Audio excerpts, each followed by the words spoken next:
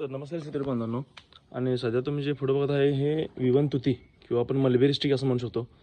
तर गाई म्हशी शेळी ह्याला खूप चांगल्या पद्धतीने खातात आणि परत ह्याला 20 ते 24% प्रोटीन असते. हे विवन तुती असते आणि परत आपल्या साध्या तुतीपेक्षा ह्याचं पान 2 हाता एवढं एक पान ह्याचं रुंद असतं.